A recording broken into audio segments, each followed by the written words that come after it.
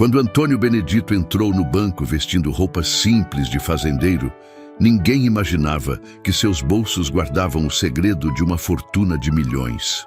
O gerente Rafael Monteiro cometeu o maior erro da sua carreira ao desafiar o homem errado na hora errada.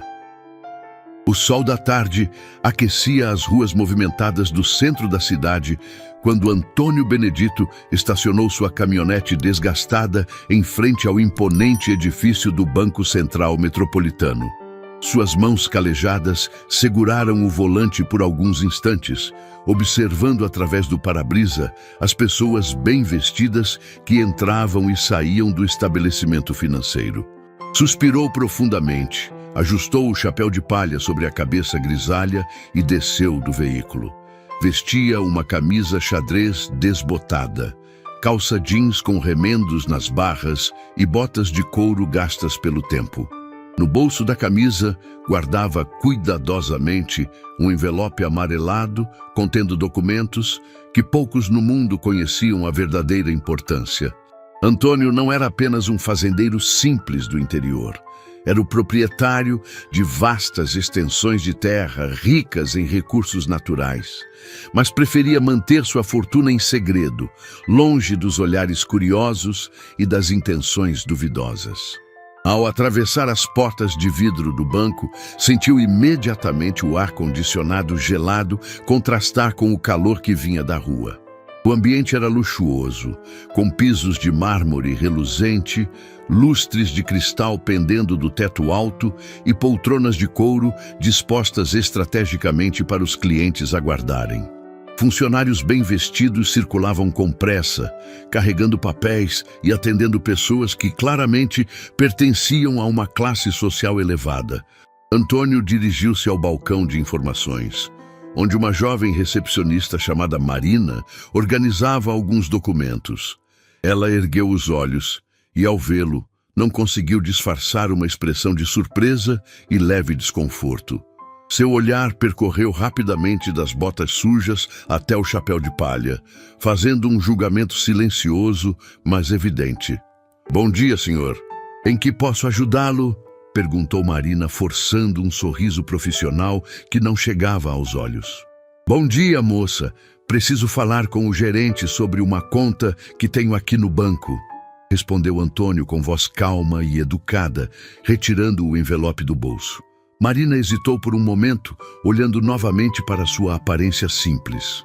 "O senhor tem conta conosco? Qual seria o tipo de conta?" "Tenho sim. É uma conta especial, mas prefiro conversar diretamente com o responsável." A recepcionista trocou olhares com uma colega que passava próximo e sussurrou algo inaudível.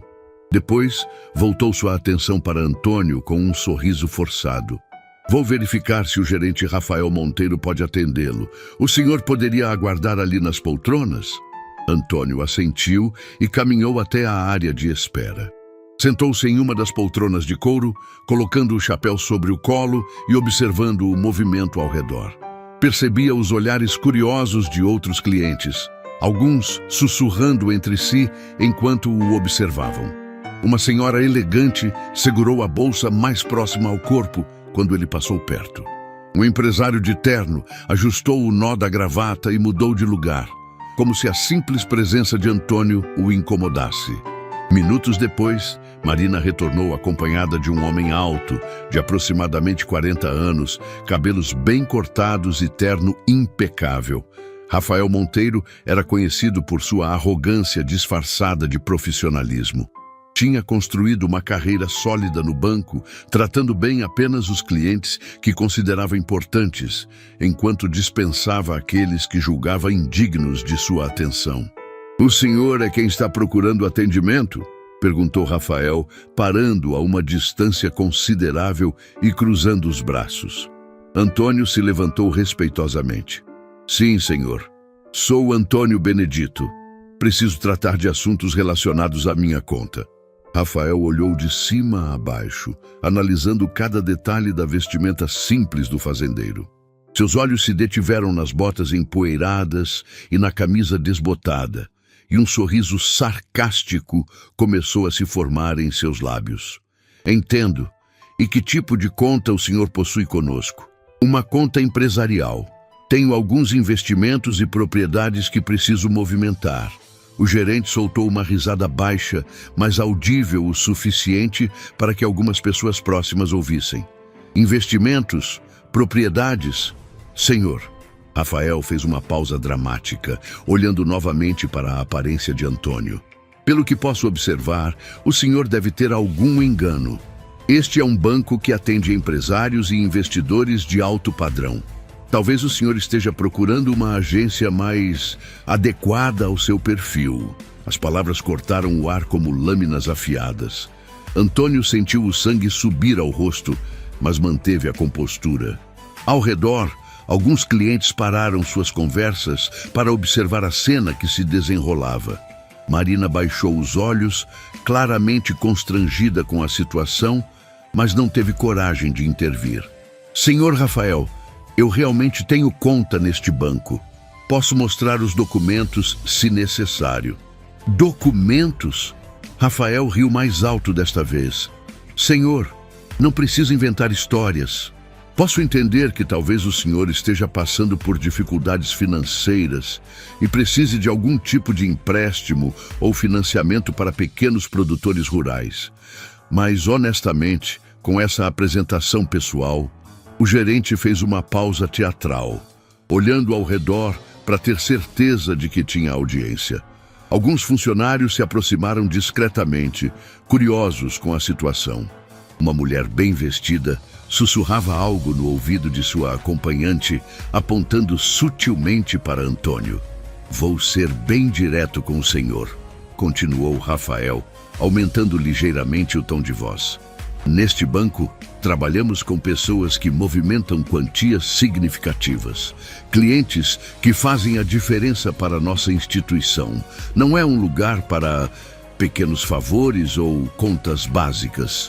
Antônio respirou fundo, sentindo a humilhação crescer, mas decidiu tentar mais uma vez. Senhor Rafael, eu entendo sua preocupação, mas posso garantir que sou cliente deste banco há anos. Minha conta tem movimentações regulares e... Ah, é mesmo?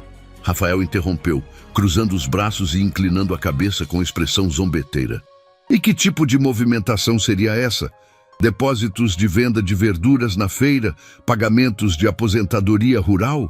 As risadas abafadas de alguns funcionários ecoaram pelo saguão. Marina olhava para o chão, visivelmente desconfortável. Um segurança se aproximou discretamente, claramente instruído a intervir se necessário. Vou fazer uma proposta, disse Rafael, erguendo a voz para que todos pudessem ouvir claramente. Se o senhor realmente tem uma conta conosco e conseguir provar que tem algum saldo significativo, eu pessoalmente dobro qualquer valor que estiver depositado. Que tal? A proposta soou como um desafio público, uma aposta que Rafael tinha certeza absoluta de que ganharia. Ele conhecia bem o perfil de seus clientes importantes e estava convicto de que aquele homem simples não passava de alguém que havia se confundido de banco ou estava tentando algum tipo de golpe. Mas preciso alertá-lo, continuou o gerente, sorrindo com malícia. Se não conseguir comprovar, peço gentilmente que se retire das nossas dependências e procure um estabelecimento mais adequado ao seu padrão social. O silêncio pesado tomou conta do ambiente. Todos os olhares estavam fixos em Antônio, que permanecia de pé, segurando firme o envelope em suas mãos. O fazendeiro olhou ao redor, vendo as expressões de expectativa, julgamento e curiosidade mórbida das pessoas que o cercavam. Naquele momento, Antônio tomou uma decisão que mudaria não apenas sua própria vida, mas a de todas as pessoas presentes naquele banco. Lentamente, abriu o envelope amarelado e retirou um documento oficial. Seus olhos encontraram os de Rafael, que ainda mantinha o sorriso arrogante estampado no rosto.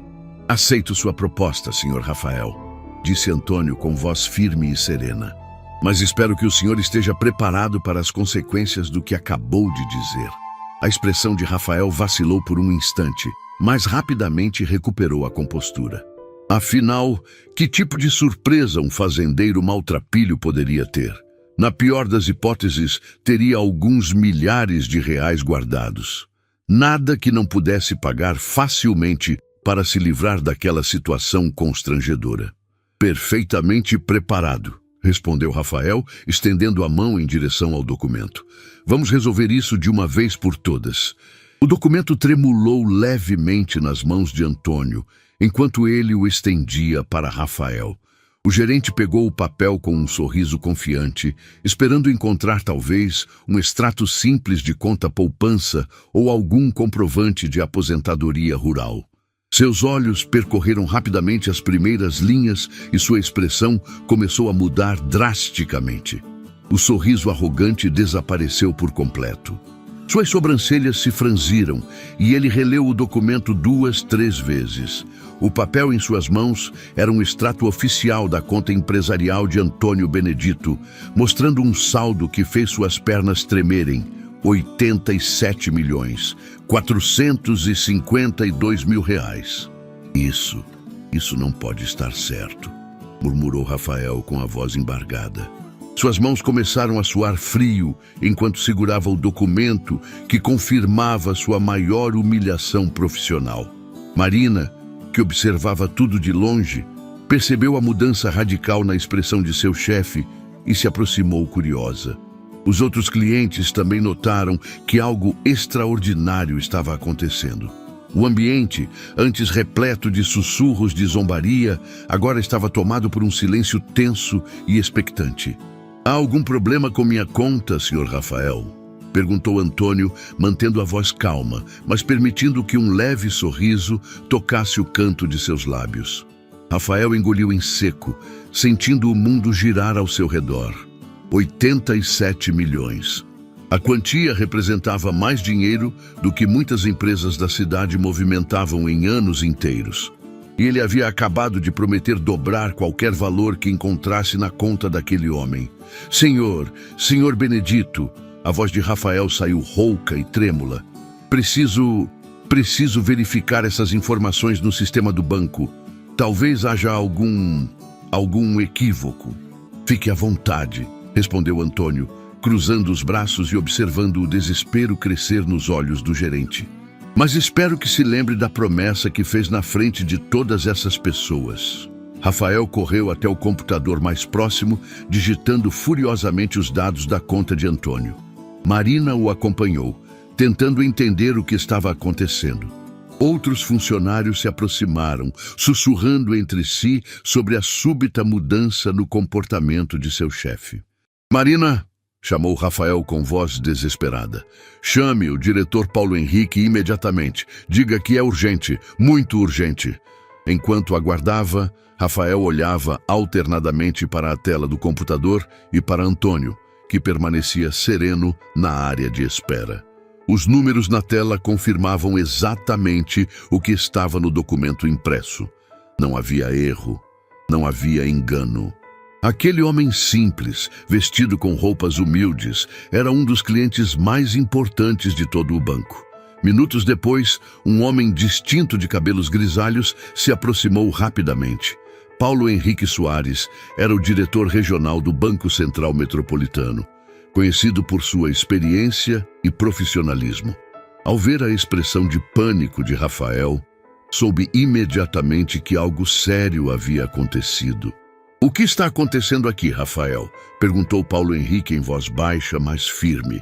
Diretor, eu cometi um erro terrível, Rafael balbuciou, mostrando o extrato bancário. Este senhor é Antônio Benedito e eu não o reconheci como cliente. Paulo Henrique pegou o documento e seus olhos se arregalaram ao ver os números. Conhecia muito bem aquela conta. Antônio Benedito era filho de um dos fundadores de uma das maiores empresas agropecuárias da região. Após herdar as terras do pai, descobriu que suas propriedades continham reservas minerais valiosas e fonte de água pura, transformando-o em um dos homens mais ricos do estado. Meu Deus, Rafael, o que você fez? Sussurrou Paulo Henrique, sentindo o sangue gelar em suas veias. Eu o humilhei publicamente. Disse que ele não tinha perfil para ser cliente aqui. E pior, Rafael engoliu em seco. Eu prometi dobrar qualquer quantia que ele tivesse na conta. O diretor fechou os olhos, calculando mentalmente. Dobrar 87 milhões significaria 174 milhões de reais. Uma quantia que poderia falir a agência e custar o emprego de dezenas de funcionários. Rafael, você tem ideia da gravidade do que acabou de me contar? Paulo Henrique tentava manter a voz baixa, mas a indignação era evidente. Antônio Benedito não é apenas um cliente importante. Ele é um dos principais acionistas minoritários do banco. Suas movimentações financiam parte significativa de nossas operações na região.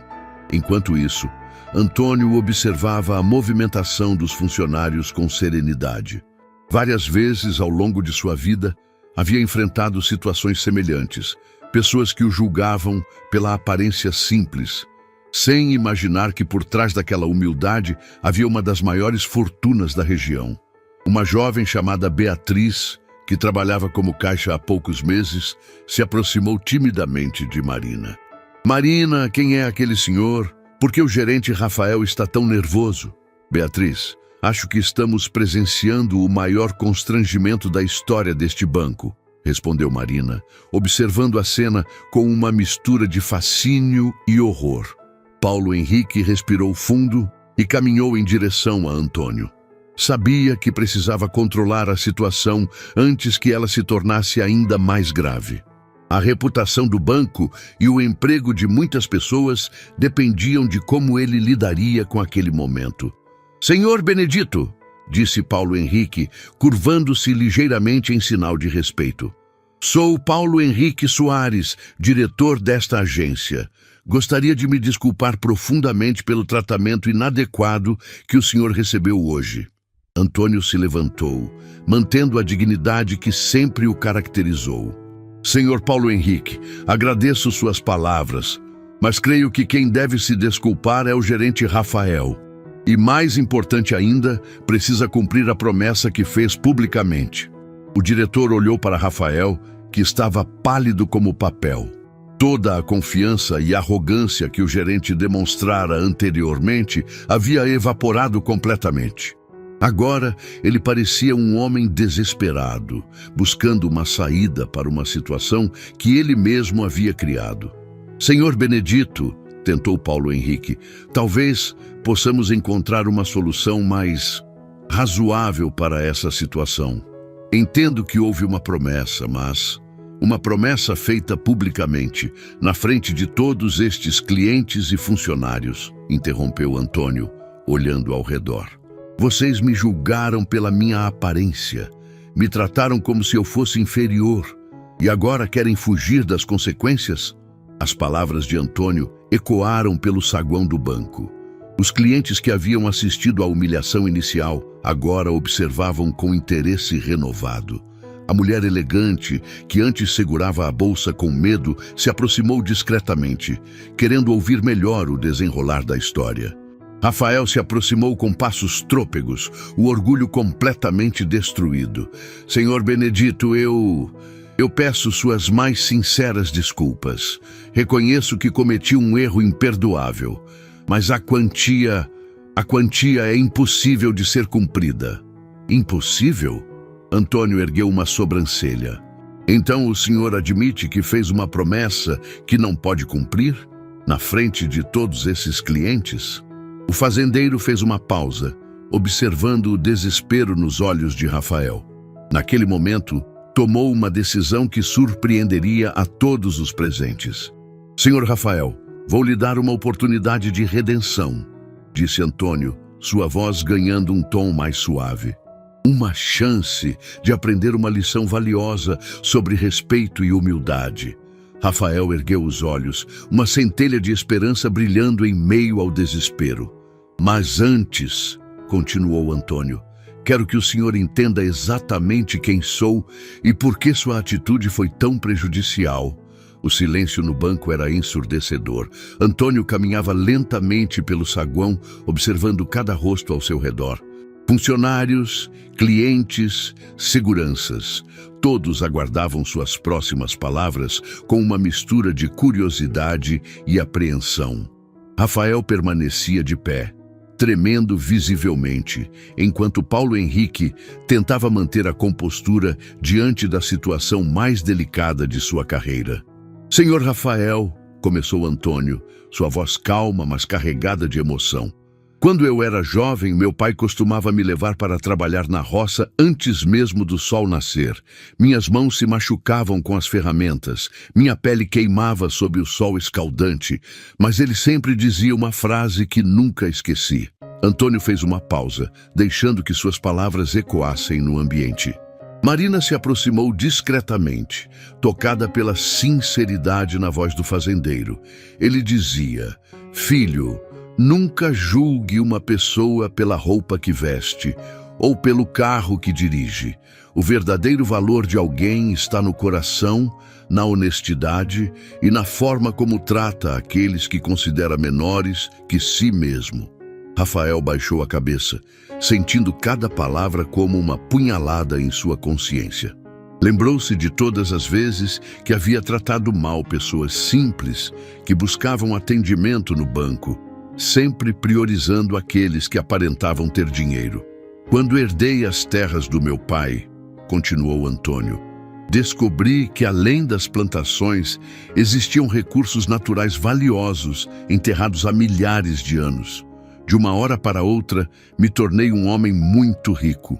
Mas sabe o que não mudou em mim?" Antônio olhou diretamente nos olhos de Rafael. "Continuei sendo a mesma pessoa. Continuo usando as mesmas roupas simples, dirigindo a mesma caminhonete velha, tratando com respeito desde o peão da fazenda até o empresário mais importante da cidade."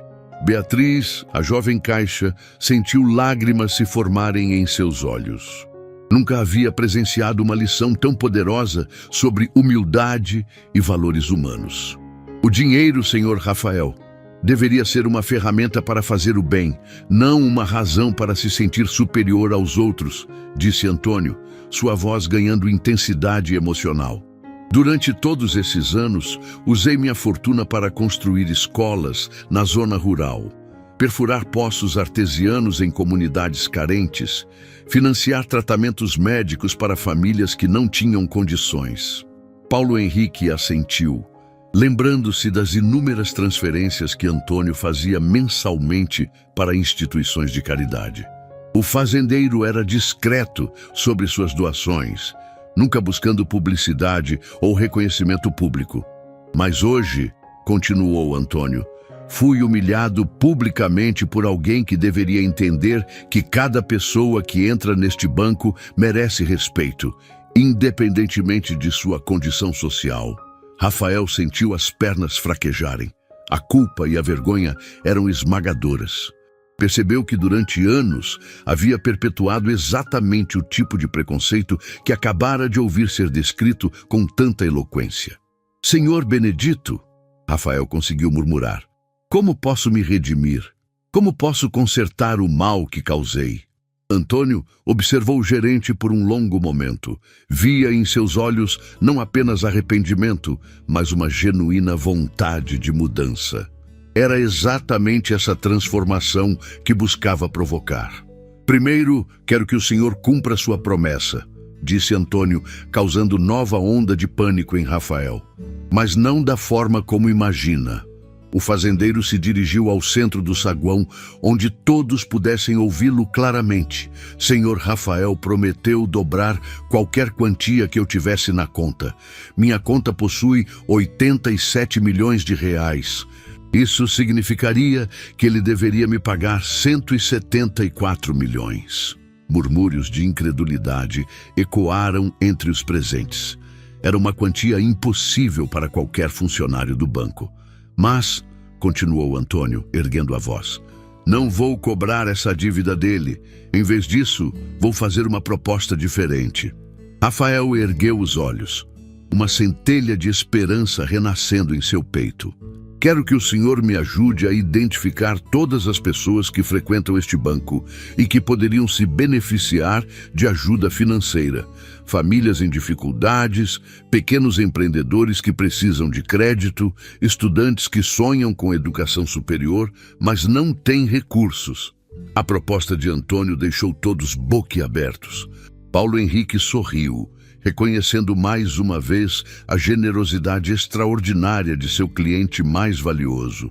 Durante os próximos meses, explicou Antônio, vamos criar um programa de assistência social ligado a este banco. Você, senhor Rafael, será o responsável por coordenar essa iniciativa. Seu trabalho será identificar pessoas necessitadas e garantir que recebam o apoio adequado. Marina se aproximou, emocionada com a proposta. Senhor Benedito, isso seria maravilhoso. Vejo tantas pessoas que vêm aqui desesperadas, precisando de ajuda. Exatamente, sorriu Antônio. E quero que o senhor Rafael aprenda a olhar para cada uma dessas pessoas com compaixão, não com julgamento. Rafael se adiantou, tremendo de emoção. Senhor Benedito, eu não sei como agradecer essa oportunidade. Prometo que vou me dedicar completamente a esse projeto. Vou aprender a ser uma pessoa melhor. Não me prometa, disse Antônio, colocando a mão no ombro do gerente. Prometa a si mesmo. Prometa a cada pessoa que vai atender daqui para frente. Prometa que nunca mais julgará alguém pela aparência. Neste momento, uma senhora idosa que havia observado toda a cena se aproximou timidamente. Chamava-se Esperança e havia entrado no banco para tentar resolver problemas com sua aposentadoria. Senhor, disse ela com voz trêmula, nunca vi tamanha bondade em toda a minha vida. O senhor poderia ter destruído esse rapaz, mas escolheu ensiná-lo. Isso é um milagre. Antônio sorriu carinhosamente para Dona Esperança. Minha senhora, todos nós cometemos erros. O importante é ter a oportunidade de aprender e melhorar. Paulo Henrique se aproximou, ainda processando tudo o que havia presenciado. Senhor Benedito, em nome do banco, gostaria de formalizar nosso apoio total à sua proposta. Vamos disponibilizar toda a estrutura necessária para esse programa social. Perfeito, respondeu Antônio, mas quero que fique claro, isso não é caridade, é justiça social. É dar oportunidades para pessoas que merecem uma chance na vida. Rafael, ainda visivelmente emocionado, se dirigiu aos funcionários que observavam a cena. Pessoal, hoje aprendi a lição mais importante da minha carreira. A partir de agora, cada cliente que entrar neste banco será tratado com o máximo respeito, independentemente de sua condição social. Beatriz aplaudiu, seguida por Marina e outros funcionários. O ambiente antes tenso e constrangedor agora estava carregado de esperança e renovação. Senhor Rafael, disse Antônio, nossa conversa ainda não terminou. Há uma última coisa que preciso compartilhar com o senhor. Algo que pode mudar para sempre sua perspectiva sobre julgamentos precipitados. Rafael aguardava ansiosamente as próximas palavras de Antônio. O ambiente no banco havia se transformado completamente. De um local frio e impessoal para um espaço onde uma lição profunda sobre humanidade estava sendo ensinada. Os funcionários e clientes presentes pareciam hipnotizados pela sabedoria e compaixão demonstradas pelo humilde fazendeiro. Senhor Rafael, começou Antônio, sua voz carregada de uma emoção diferente, mais íntima. Há algo sobre minha história que poucas pessoas conhecem. Algo que explica por que nunca consigo aceitar quando vejo alguém sendo humilhado ou menosprezado. O fazendeiro caminhou até uma das poltronas e se sentou, convidando os outros a se aproximarem. Marina, Beatriz, Paulo Henrique e até alguns clientes formaram um semicírculo informal ao seu redor. A mulher elegante, que antes segurava a bolsa com receio, agora se aproximava com curiosidade genuína. Quando eu tinha apenas 12 anos, relatou Antônio, meu pai passou por uma crise financeira terrível. Uma seca devastou nossa região por 3 anos consecutivos. Perdemos praticamente toda a plantação e a maior parte do gado. Ficamos na miséria absoluta. Dona Esperança se aproximou mais, seus olhos já lacrimejando ao pressentir uma história tocante. Um empresário que antes havia mudado de lugar para longe de Antônio, agora se inclinava para ouvir melhor. Naquela época, minha mãe, Conceição Benedito, era uma mulher forte e trabalhadora. Tinha mãos delicadas, mas que não temiam o trabalho pesado quando necessário. Ela cuidava de nossa pequena horta, costurava roupas para fora e fazia doces para vender na cidade apenas para conseguir algumas moedas. A voz de Antônio carregava uma saudade profunda, misturada com orgulho e dor. Marina sentiu um nó na garganta ao imaginar a luta daquela família. Minha mãe teve que vender todas as joias que havia herdado da minha avó para comprar comida. Uma por uma, entregou suas únicas lembranças de família em troca de farinha, feijão e açúcar.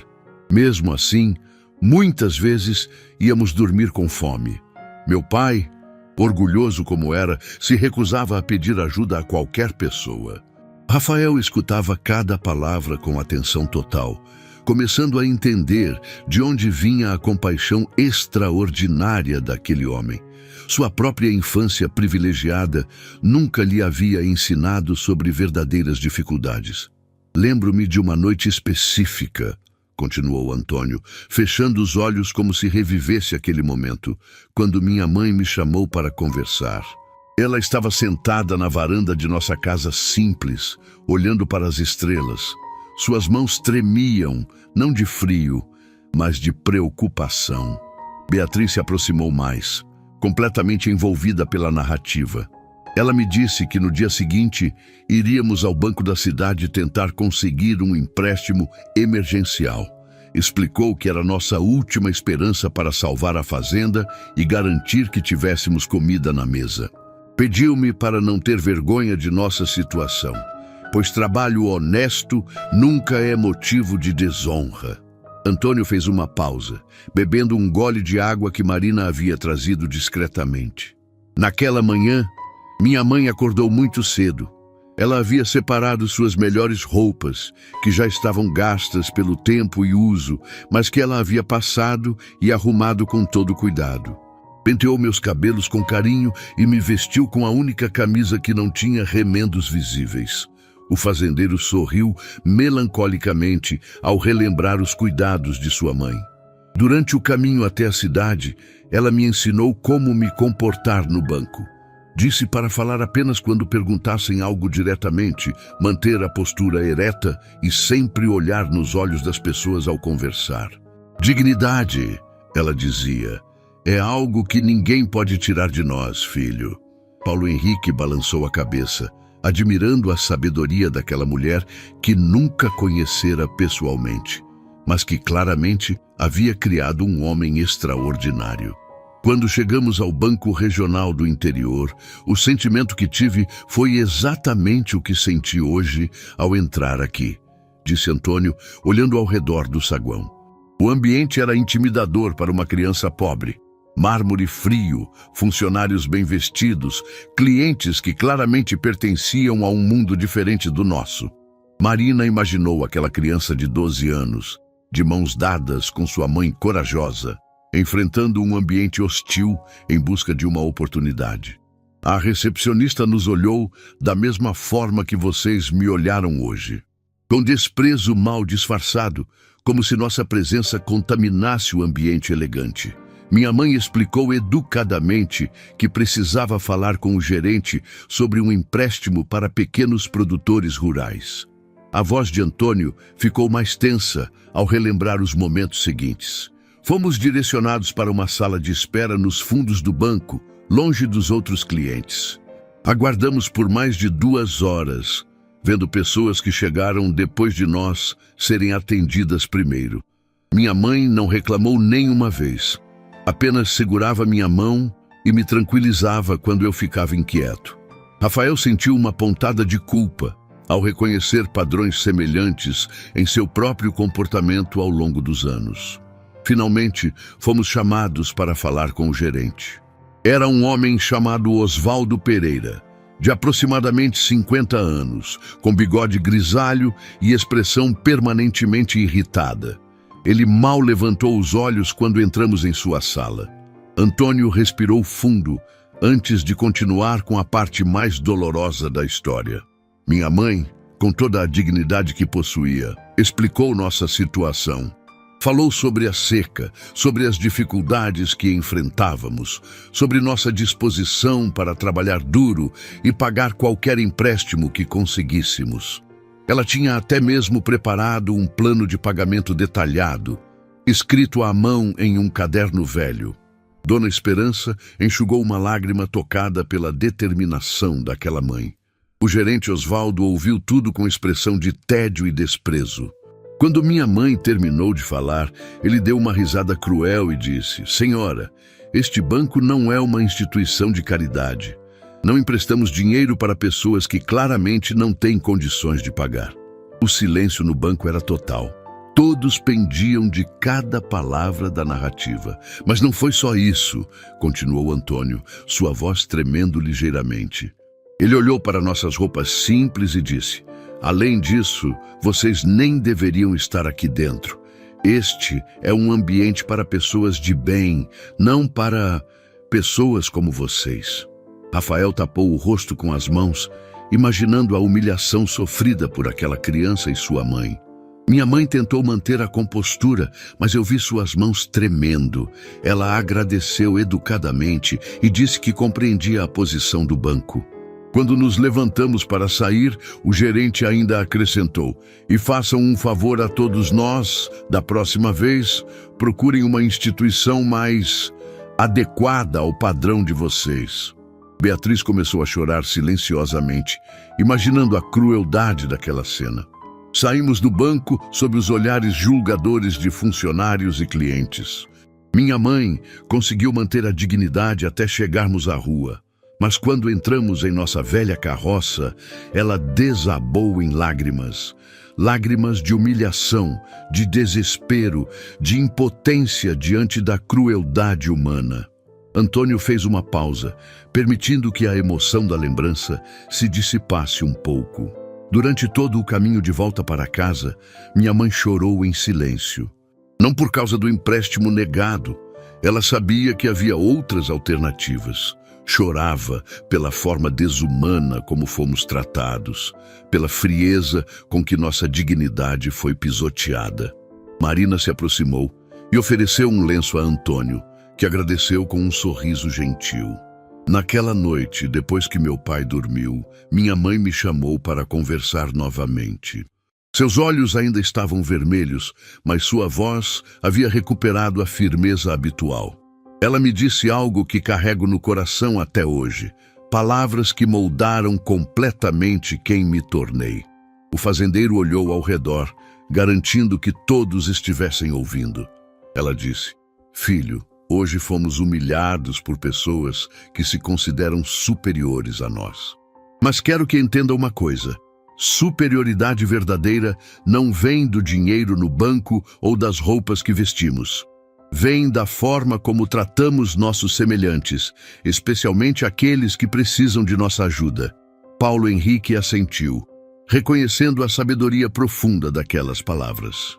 "E depois", continuou Antônio, "ela fez um pedido que se tornou a missão da minha vida.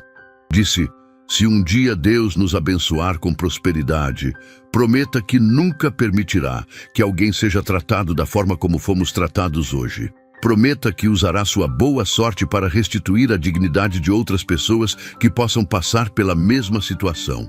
O silêncio que se seguiu era reverencial. Rafael sentiu seu coração se partindo, imaginando a dor de uma criança testemunhando a humilhação de sua mãe.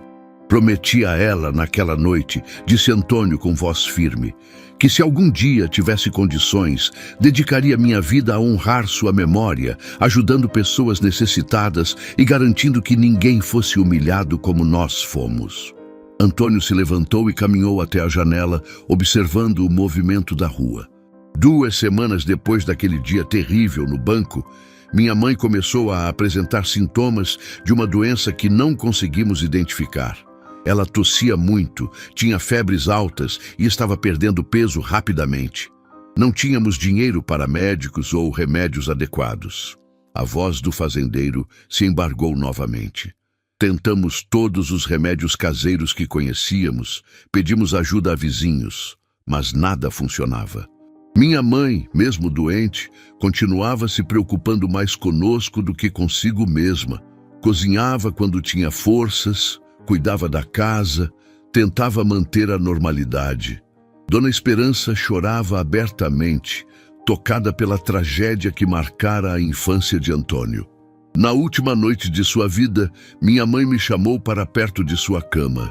Ela estava muito fraca, mas seus olhos ainda brilhavam com amor e determinação. Segurou minhas mãos e disse: "Meu filho, não se esqueça da promessa que me fez. O mundo precisa de pessoas boas, pessoas que escolham ser gentis, mesmo quando não são tratadas com gentileza." Rafael não conseguia parar de chorar. Compreendeu que sua atitude não havia ferido apenas o orgulho de um cliente rico, mas havia reavivado memórias dolorosas de uma das piores épocas da vida daquele homem extraordinário. Ela morreu em meus braços ao amanhecer, pedindo desculpas por não ter conseguido dar uma vida melhor para nossa família. Suas últimas palavras foram: "Seja sempre uma pessoa de bem, meu filho. Faça a diferença na vida de alguém." Antônio voltou ao centro do grupo, visivelmente emocionado, mas determinado a concluir sua história. "Por isso", disse ele, olhando diretamente para Rafael, "quando herdei a fortuna do meu pai, anos depois, nunca esqueci da promessa que fiz à minha mãe. Cada escola que construí, cada poço que perfurei, cada família que ajudei, foi uma forma de honrar a memória de Conceição Benedito e manter viva a promessa feita naquela noite terrível." Paulo Henrique se aproximou e, com lágrimas nos olhos, estendeu a mão para Antônio. "Senhor Benedito, sua mãe criou um filho extraordinário. Tenho certeza de que ela estaria imensamente orgulhosa do homem que o senhor se tornou." As palavras de Antônio ainda ecoavam pelo saguão do banco quando Rafael se aproximou dele com passos trêmulos. O gerente estava visivelmente transformado, não apenas arrependido, mas profundamente tocado pela história que acabara de ouvir. Suas mãos tremiam enquanto tentava encontrar palavras adequadas para expressar o turbilhão de emoções que tomava conta de seu ser. "Senhor Benedito", disse Rafael com voz embargada, "agora entendo que o senhor não é apenas um cliente que foi maltratado.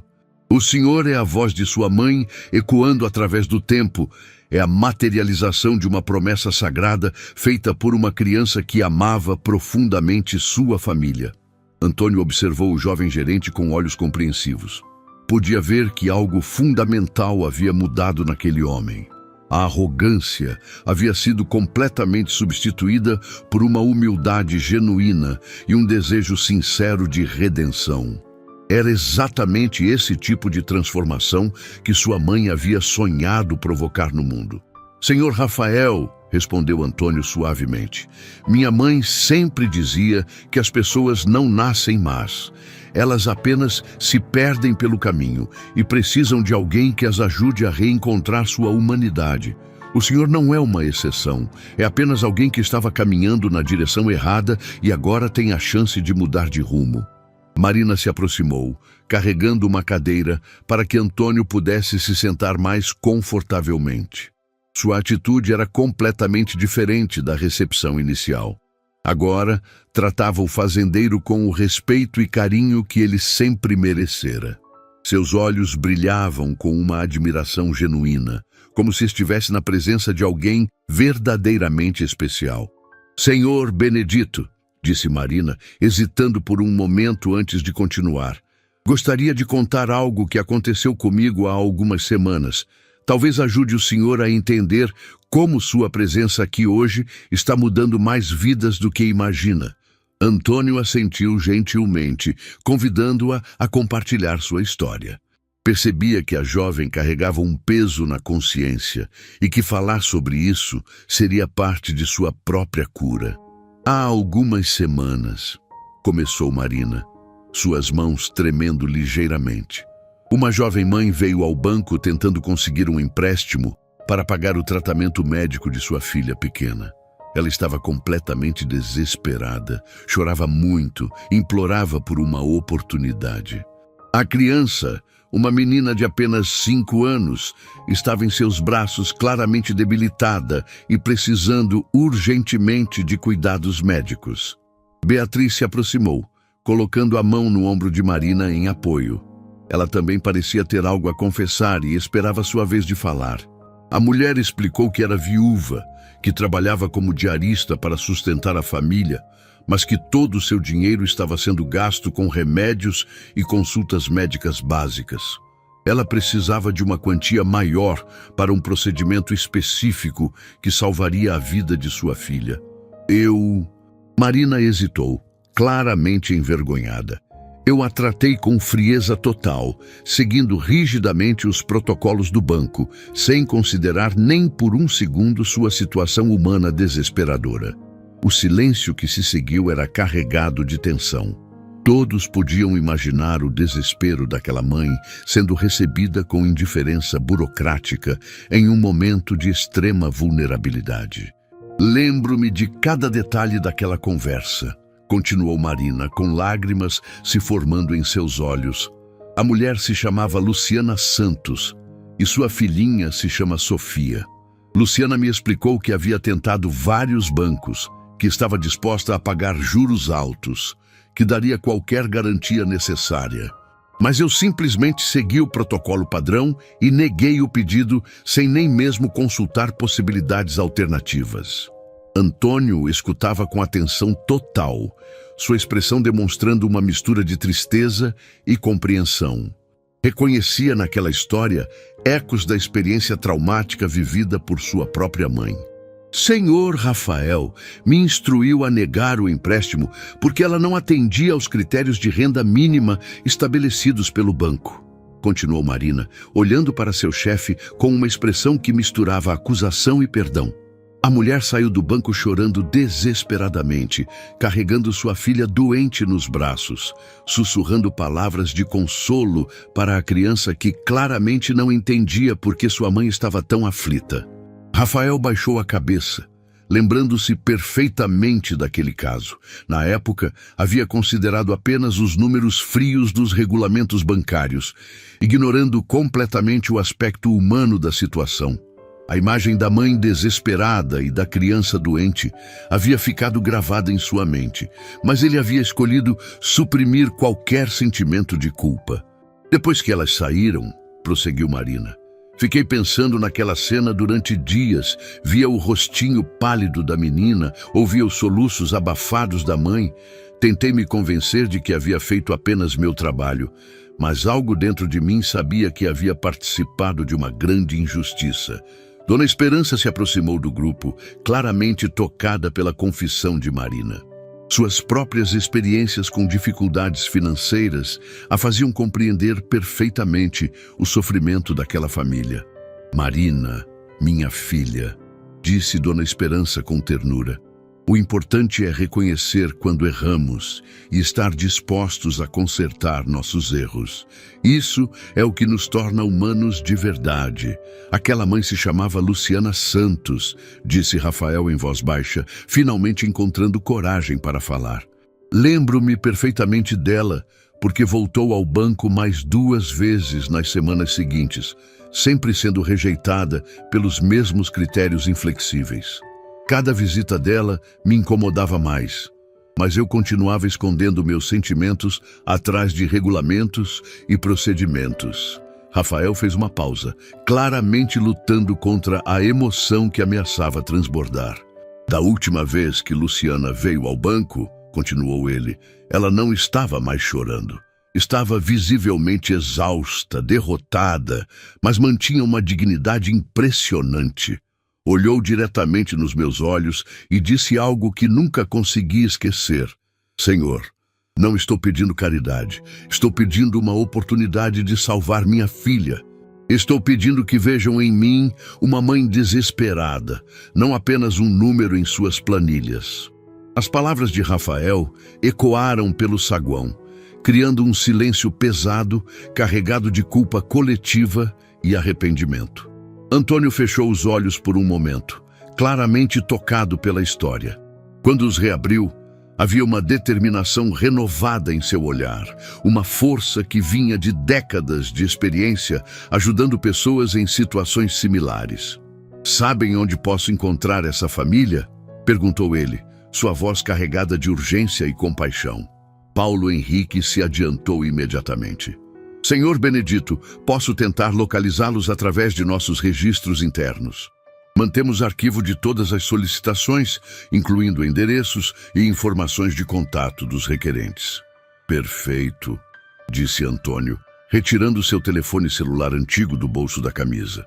"Quero que essa seja nossa primeira ação oficial no programa social que criaremos.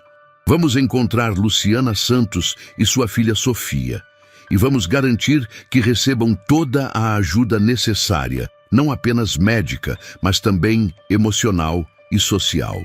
O comprometimento imediato de Antônio em resolver uma situação que nem mesmo era sua responsabilidade tocou profundamente todos os presentes. Era uma demonstração prática de como uma pessoa pode transformar indignação em ação construtiva. Dona Esperança, que havia observado toda a conversa em silêncio, se aproximou com lágrimas nos olhos e uma determinação surpreendente para sua idade. "Senhor Antônio", disse ela, "posso contribuir com algo para ajudar essa família? Não tenho muito dinheiro, mas tenho algumas economias guardadas durante anos. Gostaria muito de fazer parte dessa corrente do bem que está nascendo aqui hoje." A generosidade espontânea da senhora idosa tocou profundamente todos os presentes. Era a prova de que a bondade não depende da quantidade de recursos disponíveis, mas da disposição genuína de ajudar o próximo. Beatriz se adiantou também, inspirada pelo exemplo de Dona Esperança. "Eu também quero ajudar de alguma forma", disse ela com entusiasmo crescente. "Posso doar uma parte do meu salário mensalmente para criar um fundo social permanente.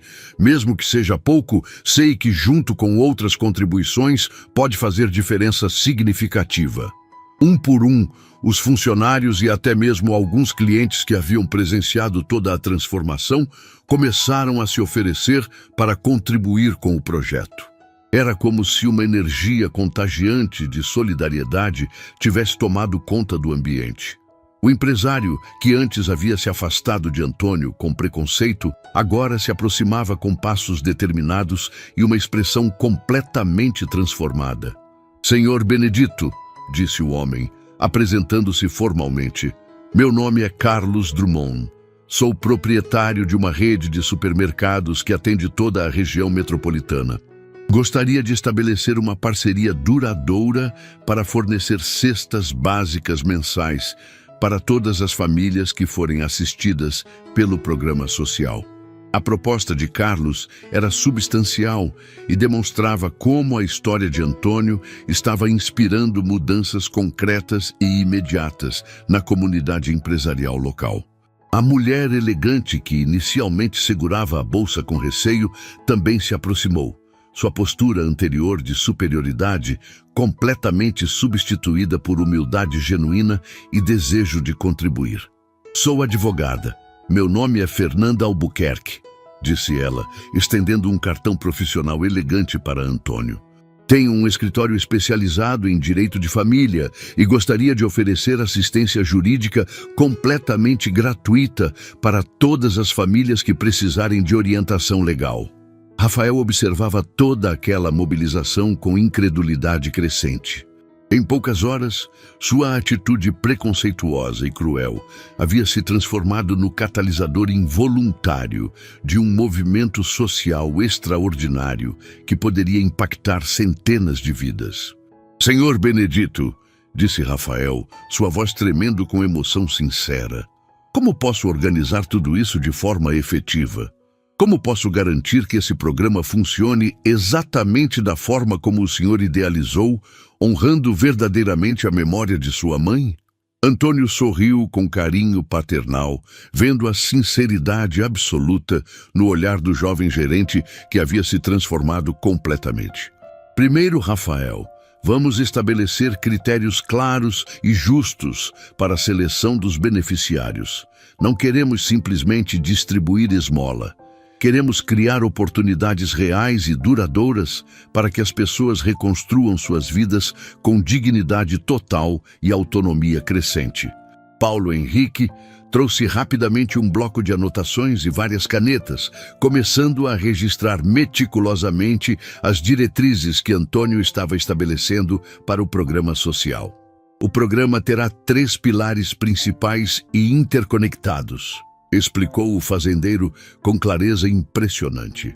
Primeiro, assistência emergencial para situações críticas e urgentes, como a da pequena filha de Luciana. Segundo, microcrédito com condições especiais para pequenos empreendedores que precisam apenas de uma oportunidade real para desenvolver seus negócios e criar empregos. Terceiro, educação e capacitação profissional contínua para jovens de famílias carentes que demonstrem potencial e determinação. Marina levantou a mão timidamente, mas com uma ideia brilhante se formando em sua mente. Senhor Benedito, e se criarmos também um programa de mentoria personalizada? Funcionários experientes do banco e empresários voluntários da comunidade poderiam acompanhar individualmente as famílias assistidas, oferecendo orientação contínua e apoio emocional durante todo o processo de recuperação. Excelente ideia, Marina, respondeu Antônio, claramente impressionado com a evolução rápida e genuína da jovem funcionária. Você gostaria de coordenar especificamente essa área do programa? Acho que sua experiência pessoal e sua sensibilidade podem fazer toda a diferença. Os olhos de Marina se encheram de lágrimas de gratidão pura. Pela primeira vez em sua carreira, sentia que poderia usar seu trabalho para realmente transformar vidas, ao invés de simplesmente processar transações financeiras. Seria a maior honra da minha vida, Senhor, respondeu ela com voz embargada. Prometo solenemente que farei jus à confiança que está depositando em mim.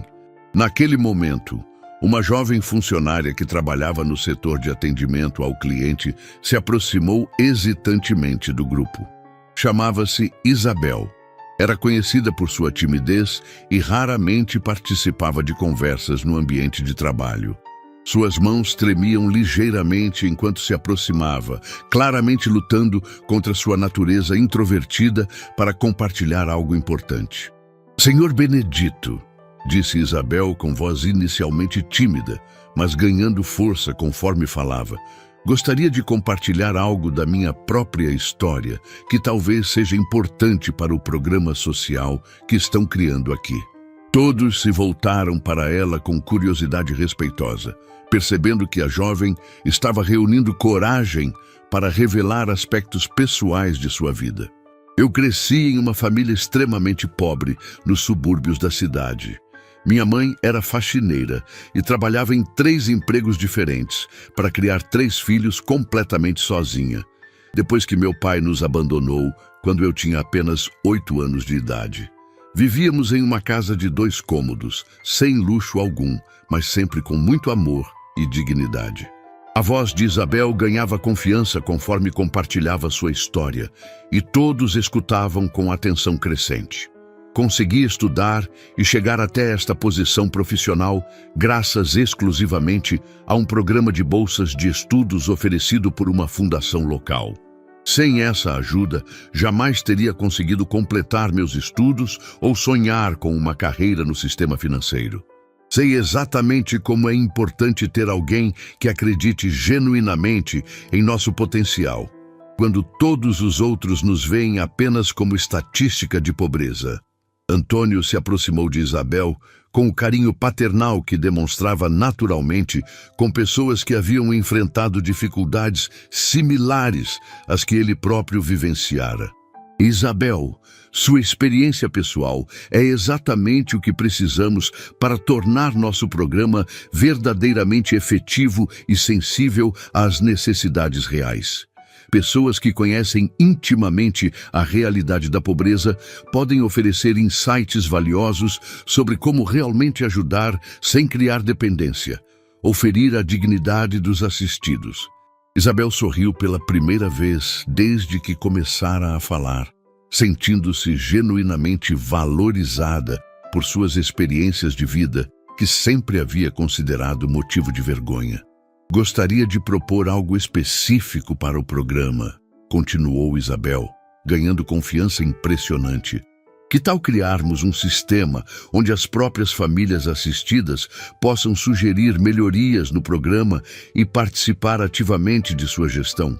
Elas sabem melhor do que ninguém quais são suas necessidades reais e podem identificar problemas que nós, de fora, talvez não percebamos. Rafael bateu palmas espontaneamente, genuinamente empolgado com a sugestão inovadora. Isso é absolutamente fantástico, Isabel. Um programa construído com a participação ativa e constante dos próprios beneficiários. Isso garantiria que nossas ações sejam sempre relevantes e efetivas. Paulo Henrique se aproximou com informações práticas cruciais. Senhor Benedito, nossa equipe de tecnologia conseguiu localizar Luciana Santos através dos registros bancários. Ela reside em um bairro a aproximadamente 15 quilômetros daqui, em uma casa alugada simples. Segundo as informações que obtivemos discretamente, sua filha Sofia ainda está necessitando do tratamento médico, mas felizmente a situação clínica não se deteriorou ao ponto de ser irreversível. Os olhos de Antônio brilharam com esperança renovada e alívio evidente. Saber que ainda havia tempo para ajudar aquela família era exatamente o tipo de notícia que alimentava sua determinação em fazer a diferença. Perfeito, Paulo Henrique. Quero que organizemos uma visita ainda hoje, antes que o sol se ponha. Rafael, você gostaria de me acompanhar pessoalmente nessa primeira missão? Acho extremamente importante que seja você, especificamente, a levar pessoalmente a boa notícia para elas. Rafael assentiu vigorosamente, claramente honrado e emocionado com a oportunidade de participar diretamente da primeira ação oficial da nascente Fundação Conceição Benedito. Seria uma honra indescritível, Sr. Benedito. Preciso olhar nos olhos daquela mãe e pedir perdão pessoalmente pela forma cruel como a tratei. Preciso explicar que aprendi uma lição fundamental sobre humanidade e que isso nunca mais se repetirá. Marina se aproximou com uma sugestão prática e estratégica. Senhor Benedito, que tal convidarmos Luciana para trabalhar conosco diretamente na Fundação? Ela poderia ajudar a identificar outras famílias em situações similares e servir como ponte de comunicação entre o programa e a comunidade carente. Quem melhor para entender necessidades reais do que alguém que vivenciou essas dificuldades? Excelente raciocínio, Marina, respondeu Antônio com aprovação genuína. Pessoas que vivenciaram dificuldades pessoalmente são sempre as mais qualificadas para ajudar outras que passam pelos mesmos problemas. Além disso, oferecer trabalho digno é muito mais transformador do que simplesmente dar assistência financeira. Beatriz ergueu a mão timidamente, mas com uma ideia importante se formando. Senhor Benedito, posso sugerir que documentemos cuidadosamente tudo o que está acontecendo aqui hoje? Esta história extraordinária deveria ser contada amplamente para inspirar outras pessoas e empresas a criar iniciativas similares em suas próprias comunidades. Carlos Drummond, o empresário dos supermercados, se adiantou com entusiasmo crescente. Tenho contatos importantes na mídia local e regional. Poderíamos organizar uma divulgação estratégica da Fundação para inspirar outros empresários e instituições a criar programas similares. Imagine o impacto multiplicador se conseguíssemos espalhar essa filosofia por toda a região. Fernanda Albuquerque, A advogada acrescentou sua contribuição jurídica especializada. Posso me comprometer a ajudar na estruturação legal de outras fundações que venham a surgir inspiradas por esta iniciativa pioneira. Tenho experiência em direito do terceiro setor e posso oferecer consultoria gratuita para multiplicar esses projetos. Imagine se cada cidade importante tivesse sua própria Fundação Conceição Benedito. Antônio ficou visivelmente emocionado com a possibilidade concreta de ver o legado de sua mãe se multiplicando organicamente por toda a região e potencialmente além. Minha mãe sempre dizia que uma única vela pode acender milhares de outras velas sem jamais perder sua própria luz, disse ele, com lágrimas de alegria pura brilhando em seus olhos. Vocês estão literalmente transformando a pequena chama que ela plantou em meu coração em um farol poderoso que iluminará muitas vidas por gerações. Isabel se aproximou novamente com uma pergunta final que intrigava profundamente todos os presentes. Senhor Benedito, depois de tudo que viveu, de todas as dificuldades que superou e de toda a bondade que espalhou pelo mundo durante décadas, qual seria seu maior desejo pessoal agora? Antônio olhou cuidadosamente ao redor, observando detalhadamente cada uma das pessoas transformadas que estavam ali reunidas, unidas agora por um propósito comum, nobre, de fazer o bem no mundo. Meu maior desejo, disse ele com voz suave, mas carregada de emoção profunda, é que cada pessoa que sair deste banco hoje carregue consigo permanentemente um pouco da luz especial que minha mãe plantou em meu coração há tantos anos. Que tratem cada pessoa que encontrarem em suas vidas com a dignidade absoluta que todos os seres humanos merecem, independentemente de aparência, classe social ou situação financeira. Que escolham sempre a bondade e a compaixão, mesmo quando isso não for o caminho mais fácil. Rafael se aproximou uma última vez, claramente transformado em sua essência mais profunda. Senhor Benedito, posso fazer uma confissão final? Quando o Senhor entrou aqui hoje de manhã, eu vi apenas um homem mal vestido que claramente não pertencia a este ambiente sofisticado. Agora, olhando para o Senhor, vejo um verdadeiro anjo que veio nos ensinar lições fundamentais sobre amor incondicional, perdão transformador e redenção humana. Antônio sorriu com ternura paternal, tocado pela sinceridade absoluta do jovem gerente. Rafael, não sou um anjo nem nada parecido. Sou apenas um filho imperfeito que tenta diariamente honrar a memória de sua mãe extraordinária. E agora vocês também fazem parte desta família expandida, desta missão sagrada de espalhar bondade genuína pelo mundo. Paulo Henrique se aproximou com documentos oficiais já preparados pela equipe jurídica do banco.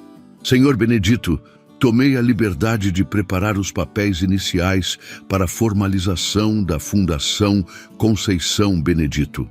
Se o senhor concordar, podemos oficializar tudo ainda hoje e começar as operações imediatamente. Nesse momento, Dona Esperança se levantou lentamente de sua poltrona e caminhou até o centro do grupo. Todos perceberam que a senhora idosa queria dizer algo importante antes que aquele encontro extraordinário chegasse ao fim. Meus queridos, disse ela com voz trêmula, mas firme, tenho mais de 70 anos de vida e já presenciei muita coisa neste mundo. Guerras, crises, momentos de grande tristeza e também de alegria. Mas nunca, em todos esses anos, vi uma transformação tão bonita e genuína quanto a que aconteceu aqui hoje. Suas palavras carregavam o peso da experiência e da sabedoria acumulada ao longo de décadas. Vocês me deram uma lição de que nunca é tarde para mudar, nunca é tarde para ser uma pessoa melhor. Vou sair daqui hoje prometendo tratar cada pessoa que encontrar com o mesmo carinho que vocês demonstraram uns pelos outros. Marina enxugou uma lágrima, profundamente tocada pelas palavras da senhora. E quero fazer mais uma contribuição, continuou Dona Esperança. retirando uma pequena caixa de joias de sua bolsa. Estas são as únicas joias que possuo, herança da minha mãe. Quero doá-las para a fundação, para que sejam vendidas e o dinheiro usado para ajudar outras famílias. O gesto de Dona Esperança ecoou as próprias palavras de Antônio sobre sua mãe ter vendido suas joias durante a crise financeira. Era como se a história estivesse se completando de forma mágica. Enquanto o sol se punha majestosamente através das grandes janelas do banco, pintando o ambiente com tons dourados que pareciam abençoar aquele momento histórico, todos os presentes sabiam que haviam testemunhado algo verdadeiramente extraordinário. Uma transformação profunda que começou com humilhação, preconceito e crueldade, mas terminou com amor incondicional, perdão transformador e a criação de um legado duradouro que tocaria milhares de vidas. A Fundação Conceição Benedito estava oficialmente nascendo naquele momento, mas mais importante ainda, nasciam também versões completamente renovadas de cada pessoa presente naquela sala. Versões mais compassivas, mais humanas, mais genuinamente comprometidas com a construção ativa de um mundo melhor e mais justo. Marina organizou discretamente uma pequena cerimônia improvisada, onde cada pessoa presente fez um compromisso pessoal de levar adiante os valores aprendidos naquele dia transformador. Rafael assumiu publicamente o compromisso de transformar completamente suas práticas profissionais, tratando cada cliente como um ser humano digno de respeito absoluto. Isabel prometeu usar sua experiência pessoal para orientar jovens carentes em situações similares às que ela própria havia enfrentado. Carlos Drummond se comprometeu a implementar programas sociais em todas suas empresas, criando um modelo de responsabilidade social empresarial. Fernanda Albuquerque prometeu dedicar pelo menos metade de seu tempo profissional a casos de assistência jurídica gratuita. Paulo Henrique anunciou que o banco criaria uma política permanente de atendimento humanizado, com treinamentos regulares sobre empatia e dignidade humana. E em algum lugar no Reino Celestial, Conceição Benedito sorria com orgulho infinito, sabendo que sua promessa de criar um filho bondoso havia gerado frutos muito além de seus sonhos mais ambiciosos, criando uma rede de bondade que se espalharia como ondas infinitas de transformação positiva. Ainda naquele mesmo dia, o quarto do hospital foi tomado por um silêncio diferente. Rafael entrou devagar, os olhos marejados, e parou diante de Luciana. Pela primeira vez, não havia arrogância em seu rosto, apenas arrependimento. "Eu errei", disse ele com a voz falhando. "Me perdoe." Luciana não respondeu de imediato. Apenas apertou a mão da filha com mais força. Antônio observava tudo em silêncio. Quando o médico entrou trazendo a confirmação de que o tratamento de Sofia havia sido integralmente aprovado, ele sentiu algo que não sentia há décadas. Antônio fechou os olhos por um instante. A promessa que sua mãe lhe fizera quando ele tinha 12 anos, finalmente estava se cumprindo. Lokit. Mä kuulin. Jumalauta. Oi vittu. Mut joo, semmoista ei mulla oikein.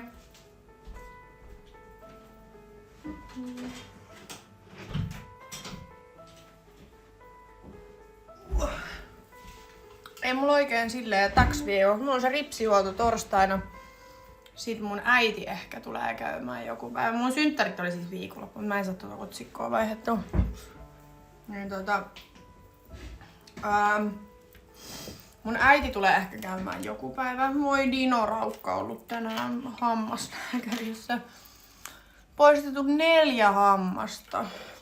Mulla pupunen. Miettikää sen vuosi sitten käyty sen kanssa. Poistaa hampaita ja taas. Se oli sanonut se eläinlääkäri, että se on niin vanha jo, että ne menee nopea.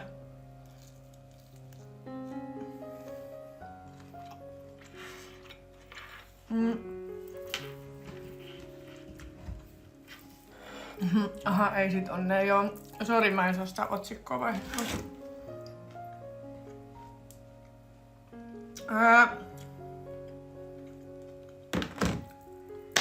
Sitten torstaina on se ripsihuolto. Äiti sanoi, että se voisi tulla käymään joku päivä. Sitten lauantaina on Emman synttärit. Mä oon kutsunut Isbe ja Niina tähän mun luokse. Et katsotaan, että juodaan vähän viiniä ja käytäs siellä. Mut mä en haluis juoda tiettekö silleen, että mä lähden niinku dokaa tai mä oon niinku aamuun asti missään.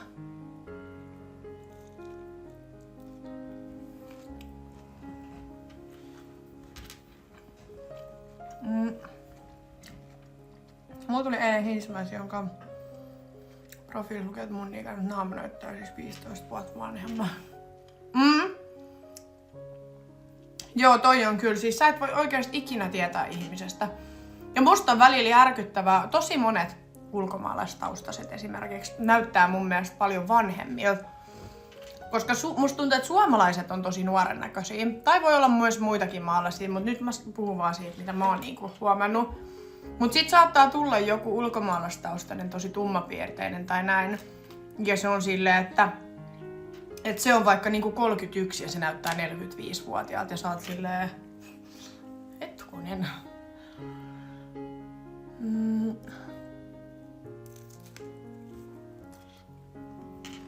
Mä en laita Modexori ketään, ketä mä en tiedä.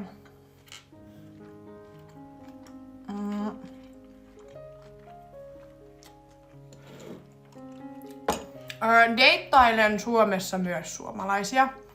Mulla ei oo siis mitään semmoista, että sun pitää olla ulkomaalainen tai sun pitää olla tietyn ikäinen tai mulla ei oo siis mitään semmoista, että pitää olla jotain. Ei. Ihan täysin riippuu. Mä vaan oon huomannut silleen, että no jotenkin musta tuntuu helpommalta deittailla ulkomaalaisia. Okei, myös sen takia, että mä voin puhua sit tänne niistä paljon vapaammin.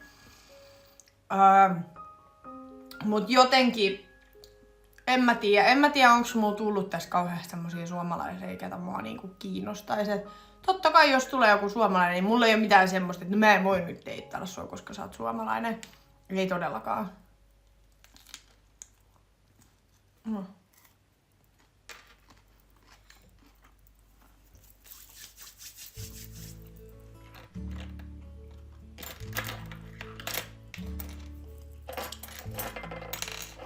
Mut en tiedä. Nyt musta tuntuu, mä en jaksa niinku... En mä tiedä. Mä en tiedä oikein mikä olo mulla tällä hetkellä on. Tietysti mä oon 2 päivää ollut ihan jotenkin paskana. Siis ihan silleen niinku... Tietysti koko elämä masentaa kaikki. Musta tuntuu, että sit mä oon niinku 2 päivää vaan silleen... Mulla on myllännyt tietysti kaikki asiat mun päässä vaan silleen. Mä vaan mietin koko ajan, että mitä mä teen tämän kanssa, mites tää. Mun pitää saada nyt asioita jotenkin eteenpäin ja kukaan ei sitä voi tehdä mun puolesta. Mun täytyy se tehdä. Mut sit en mä tiedä jotenkin, mä en tiedä onko mulla tullut jotkut sellaiset darra-ahdistukset tai semmoset, mitä mulle ei ole siis aikaisemmin tullut. Niin musta tuntuu, että nyt mulla on jotenkin ollut tosi pahat niin nää pari päivää. Niin. En tiedä. On kaikki vaan niinku myllää päässä. Mä oon ollut sillä, että vittu, mä en tiedä mitä mä teen niinku mun elämälläni. Kyllä se tästä varmaan menee ohi, mutta mä en jotenkin tykkää tästä olosta, mikä tässä on ollut. Joo, niin mä veikkaan kanssa, että tää on darra-ahdistusta. Enkkupojan kanssa ollaan juteltu kyllä niinku päivittäin vieläkin. Se sanoi, että sillä on hirveä kiire ja tarttis taas samanlaisen reissun kuin hänellä oli viimeksi. Että hän sanoi, että hänellä oli niin kiva jotenkin relaxing niinku reissu tänne. Ja se sanoi, että kaipais nyt jo uutta tommosta. Että sanoi, että munkaan oli niin kivaa ja sit se just laittoi tossa 1 päivä mulle viestiä, että vituttaa ihan sikana tää meidän välimatka. Et koska meillä on niin hyvä kemia ja meillä on niin että on jotenkin, tuntuu haasteelliselta tää koko keissi siis silleen, että meidän pakko niinku aina, toisen on pakko aina ottaa jotain lomaa ja lähteä sinne toiseen maahan, missä toisella ei ole mitään muuta kuin se toinen. Mäkin sanoin sitä, että se olisi ihana deittailla, tiettekö te silleen, että me voitais nähdä aina välillä. Tiettekö te silloin tällöin vaikka pari kertaa viikossa tehdä jotain yhdessä, niin se olisi ihan eri, mutta on ärsyttävää, että se olisi niinku lentää toiseen maahan ja sit sä lennät sinne, niin sit sä oot siellä toisen armoilla vaan. Kun ei sulla ole silleen niinku elämää siellä tai semmoista, tiedättekö?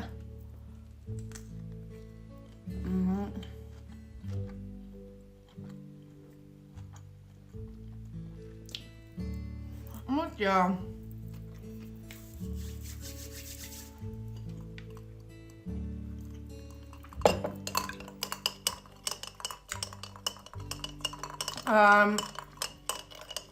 Et kyllä se niinku tossa vähän sanoo, että käytännössä meissäkin voisi olla niin sanotusti chanssi, jos me asuttais vaan lähekkäimmin. Että sit se laittoi tos. Me ei puhuttu parien päivää, kun se lähti. Ja sitten mä laitoin sille jotain ääniviestiä, niin sit se laittoi vaan, että kauhea ikävä tuli, kun se kuuli mun ääneen, että ihana kuulla mun ääniä.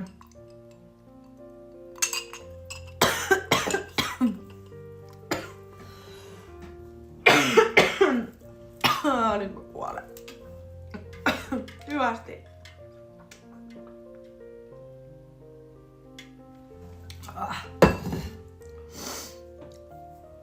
Mut joo. Onhan se harmillista. Ja sitten miten se ottelija Afrikan reissu? Mä itse asiassa just tässä liven alussa sanoin siitä, että mä puhuin sen kai itse asiassa tänään. Kun sillä piti olla se matsi huhtikuun 10. päivä.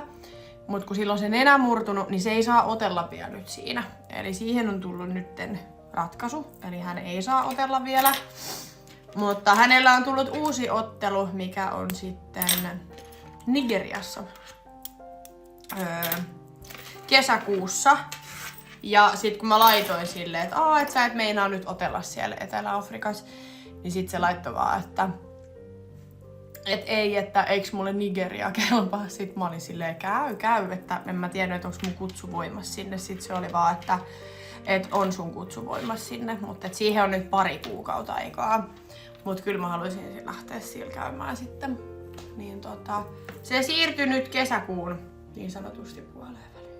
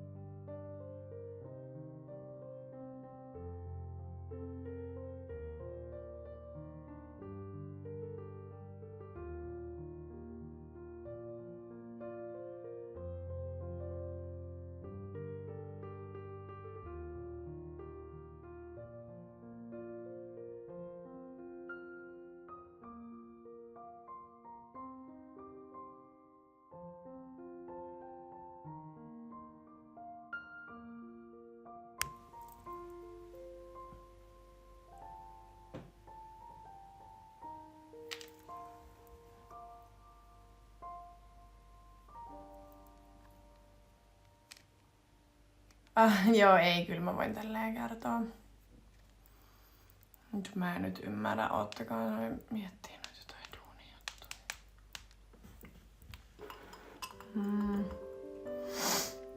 Olisikohan se...